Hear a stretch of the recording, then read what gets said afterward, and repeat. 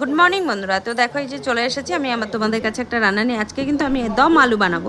তো দেখো আজকে কিন্তু বাদাম বাটা দিয়ে বানাবো বলে আমি বাদাম বাহারি বলেছি, তোমরা যে কোনো নাম দিতেই পারো। পেঁয়াজ আদা রসুন আর শুকনো লঙ্কা দিয়ে একটা মশলা বানিয়ে নিয়েছি। আর এদিকে দেখো কড়াইতে সর্ষের তেল দিয়ে তার মধ্যে আলু দিয়ে হলুদ দিয়েছি কালারটা যাতে সুন্দর আসে। আর এদিকে দেখো কাজু আর বাদাম নিয়ে নিয়েছি, নিয়ে একটা পেস্ট বানিয়ে নিয়েছি। আর আলুগুলোকে লাল লাল করে ভেজে নিয়ে মশলাটা আমি দিয়ে দিলাম। দিয়ে একটু মশলা দিয়ে কিন্তু একটু ভালো করে কষাতে হবে একদম। তো আমি একটু তেল কম দিয়েছি বলে, আর এদিকে জিরের গুঁড়ো ধনের গুঁড়ো দিয়ে নিয়েছি।